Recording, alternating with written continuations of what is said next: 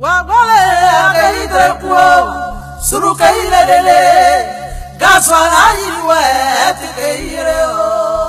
avoir foi en ce qu'on fait. Moi, j'ai une foi en l'Afrique. C'est tout. Et je fais ce qui me semble bon pour l'Afrique. C'est ça que je fais. Le reste, c'est pas important. J'ai dit souvent à mes collaborateurs que celui qui veut être riche, il ne faut pas qu'il vienne faire la politique. Si quelqu'un fait la politique et qu'il devient riche, c'est qu'il est voleur. La politique n'est pas là pour enrichir les gens. En politique, on te donne les moyens pour que tu vives correctement, mais il y a un travail à faire. Si celui qui veut être riche, il fait des affaires. Il ne devient pas professeur, il ne devient pas journaliste, il ne devient pas caméraman, il ne devient pas homme politique. C'est pas des métiers où on devient riche, ça. C'est pas des métiers où on devient riche. Ça, c'est la première leçon que je voulais tirer. La deuxième leçon, c'est que tu peux partir de zéro et tu peux arriver au sommet. Pourvu que tu saches dès le départ où tu veux aller. Et que tu prennes les moyens pour arriver où tu veux arriver. Je me rappelle toujours d'une discussion que j'avais avec mes amis au lycée classique. On était un certain nombre qui voulions devenir président. Chacun dit va devenir président. Et il y en a un qui m'a dit, moi je vais d'abord faire les affaires, parce que sans argent on ne peut pas faire la politique, on ne peut pas devenir président. Et je lui ai dit, moi, c'est parce que je ne vais pas faire les affaires, que je vais être pauvre, que je vais avoir les mains propres et que je vais devenir président.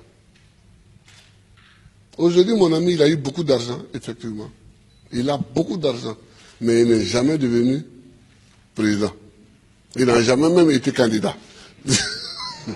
Voilà, il n'a jamais été candidat. C'est-à-dire qu'il faut savoir ce que tu veux longtemps à l'avance. C'est-à-dire qu'il ne faut pas découvrir les situations de façon opportuniste.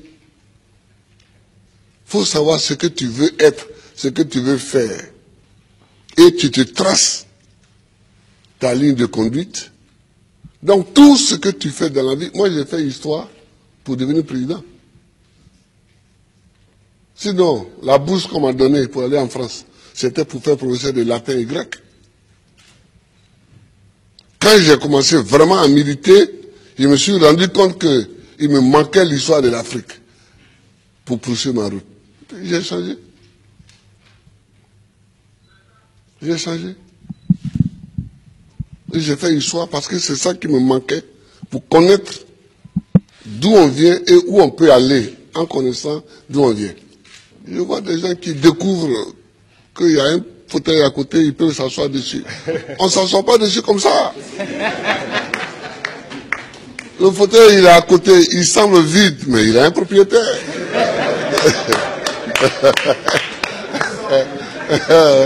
Il a un propriétaire. C'est quand tu veux t'asseoir dessus que tu te rends compte qu'il a un propriétaire. Et le propriétaire, il faut savoir que le propriétaire du fauteuil présidentiel, c'est le peuple. Il faut toujours savoir ça, que c'est le peuple. Tu as beau être ce que tu es, si tu ne sais pas que c'est le peuple, et que tu ne te conduis pas en conséquence, tu ne peux pas t'asseoir dessus.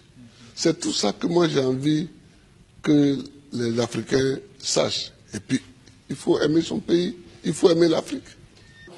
Le président Laurent Gbagbo a aussi donné le sens de son combat pour l'émancipation et la dignité des Africains qui ont aussi droit, selon lui, à vivre heureux dans leur pays, qui regorge des richesses inestimables. L'Afrique est une terre qui a subi tellement d'épreuves.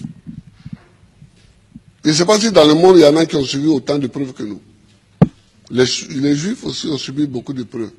Mais nous, les Noirs africains, tout le monde s'est assis sur nous. Esclaves.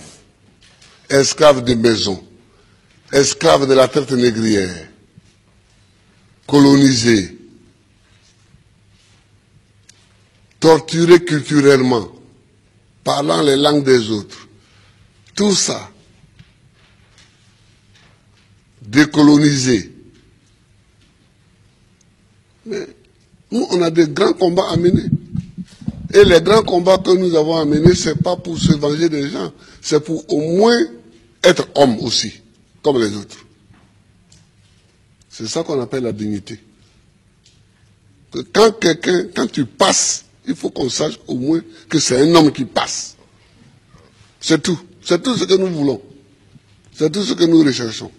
On ne cherche pas à dominer ceux qui nous ont dominés hier, à nous venger d'eux, à faire ceci. Non, non, non. On veut qu'on reconnaisse que nous sommes des hommes au même titre que les autres. Mais ça, si nous-mêmes, on ne prend pas les moyens, qu'on est toujours chez eux en train de mendier, et que les gens, même, tu vas mettre l'argent chez eux en achetant les bâtiments, et puis eux-mêmes, ils te dénoncent. Que voilà un voleur. Comment? Je vous amène l'argent, vous me dénoncez. Mais je vous amènerai rien. Ah oui, moi quand je vois des chefs d'État africains qui sont dénoncés en Europe parce qu'ils ont investi en Europe, ça me fait pitié pour l'Afrique. Ça me fait pitié pour l'Afrique. Ça me fait pitié pour l'Afrique. Hein? Non, oh, il ne faut pas faire pitié. Il ne faut pas faire pitié. Quand tu passes, il faut qu'on dise que voilà un homme qui passe. C'est tout ce que nous cherchons aujourd'hui, c'est notre combat. Ça. Moi qui suis ici, je ne passe pas les vacances en Europe. Mais est-ce que je ne suis pas président? Je suis président. Si je mets mon pied sur le sol européen, c'est qu'il y a une réunion à laquelle je dois participer pour que la Côte d'Ivoire gagne quelque chose. Sinon, je cherche quoi chez les autres? Je ne cherche pas quelque chose chez les autres. Si Dieu m'a mis au monde ici, c'est que dans mon environnement ici, il y a tout ce qu'il faut pour que je vive. Mon combat, c'est pour la dignité. C'est pour la dignité. C'est pour que nous effacions tous les siècles passés, les traces de tous les siècles passés, les traces de l'esclavage, les traces de la colonisation, les traces du pillage, les traces du travail forcé, les traces de la chicote. C'est pour qu'on efface tout ça.